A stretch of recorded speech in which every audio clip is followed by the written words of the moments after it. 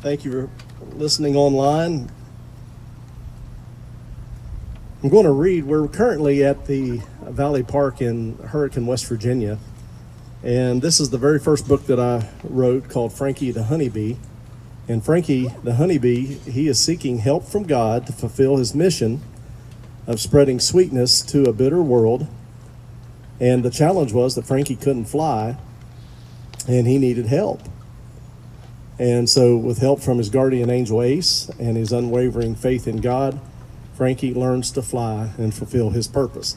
I'm going to read that in just a second. Okay, Oppie.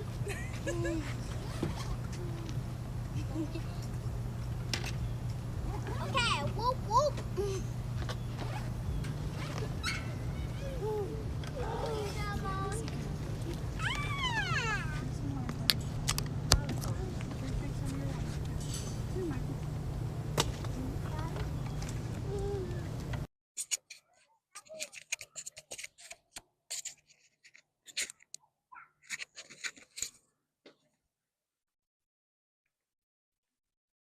Okay, everybody ready?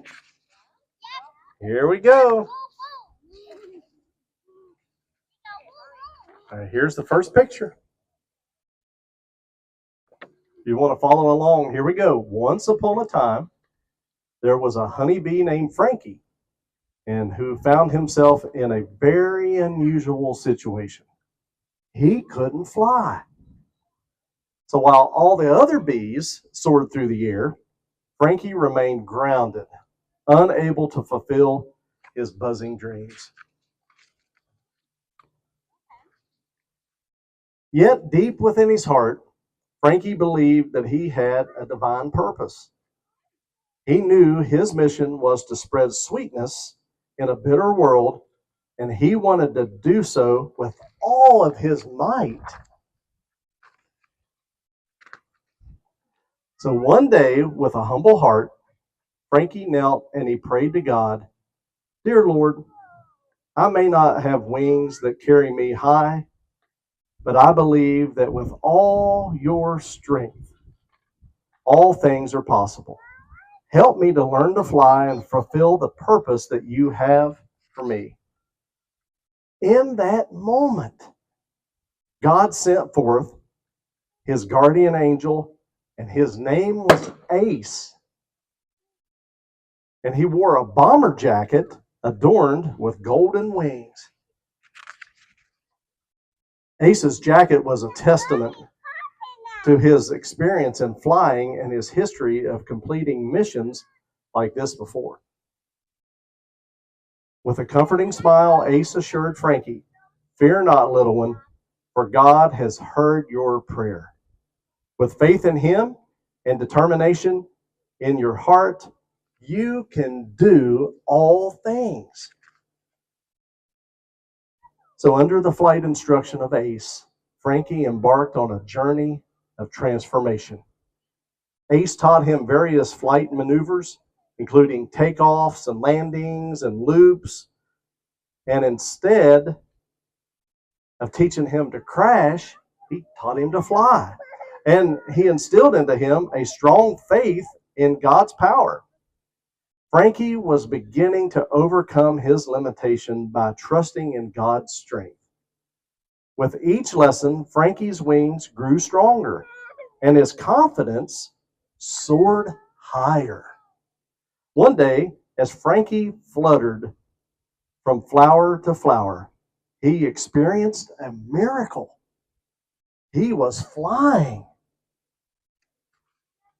Tears of joy filled his eyes as he realized that he had become an instrument of God's grace and God's power. With every sip of nectar and every moment of pollination, Frankie was spreading sweetness and beauty throughout the world, fulfilling his divine purpose. Frankie danced on the delicate petals, praising God joyfully. Thank you, dear Lord, for teaching me to fly and for my guardian angel Ace. I learned what the Bible said in Philippians 4:13. I can do all things through Christ who strengthens me. With faith and determination, I will accomplish great things in your name. And so, Frankie the honeybee continues to fulfill his purpose. Although he is the smallest of creatures, he knows that through Christ, God's strength in him to do all things, even fly.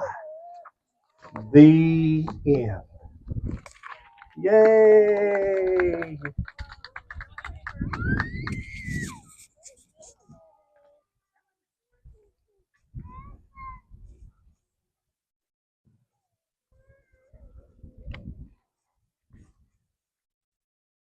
So go ahead and read that one.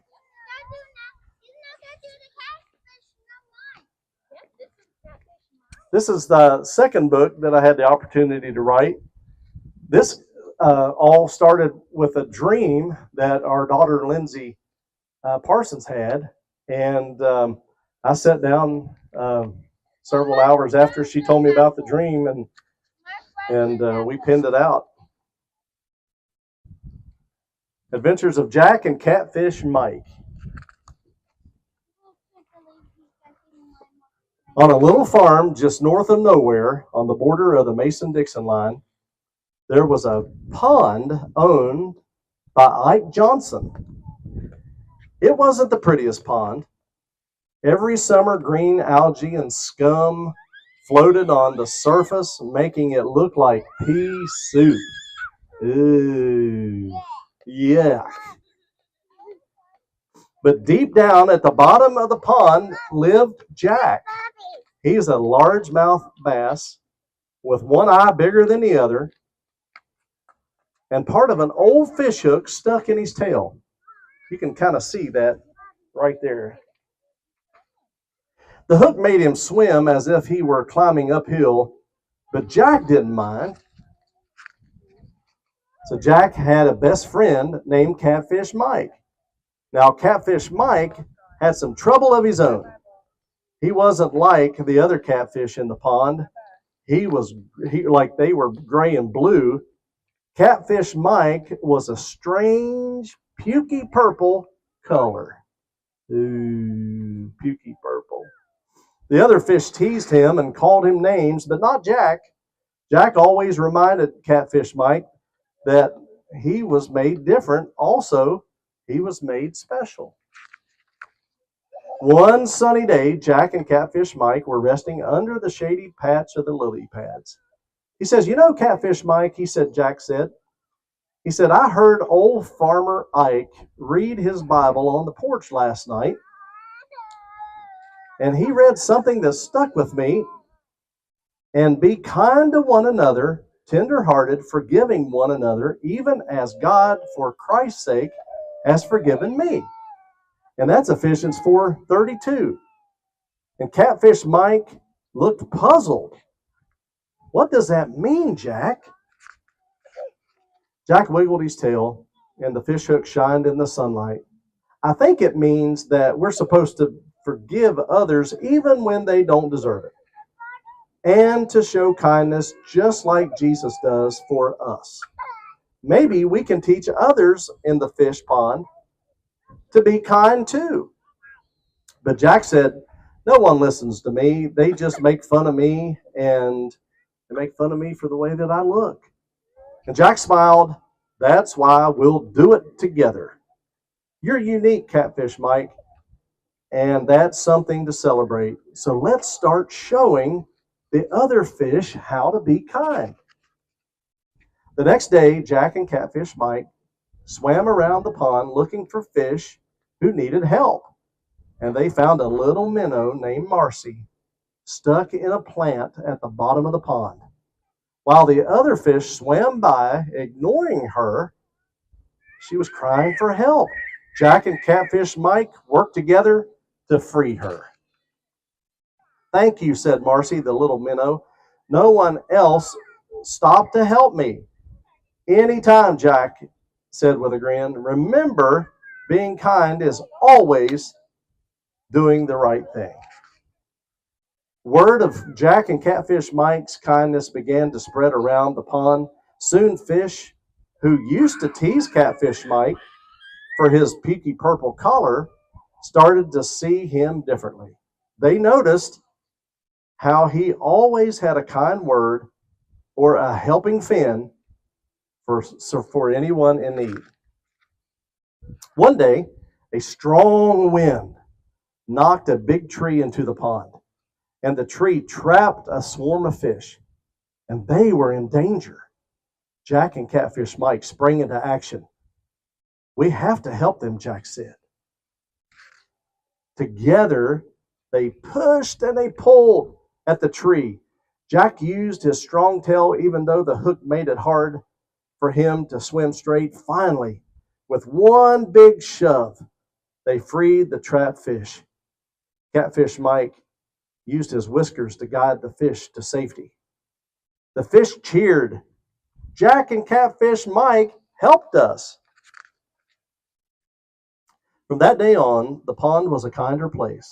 The fish stopped teasing Catfish Mike for his collar and started admiring him for his courage and big heart. They even helped Jack find a way to remove the fish hook from his tail, making swimming easier for him. And see, the tail's gone. One evening, as they rested under the lily pads, Catfish Mike turned to Jack. "You were right, Jack. Being forgiving and showing kindness really does make a difference. Maybe that's what it means to be like Jesus." And Jack nodded. "Exactly, Catfish Mike. When we follow the example of Jesus, we can make the world or our pond a better place." And so, in the little pond on Ike Johnson's farm, just north of nowhere, Jack and Catfish Mike continued to share kindness and love, showing all the fish what it means to follow the greatest fisherman of all, Jesus. The end. Yay! Those that are watching online, you can get your copy of Frankie the Honeybee or Adventures of Jack and Catfish Mike. You can get your copy on johnfowler.org. And you can get your copy today, and we appreciate it. Join the book club and become part of our community with johnfowler.org and We Care Publishing. Thank you all.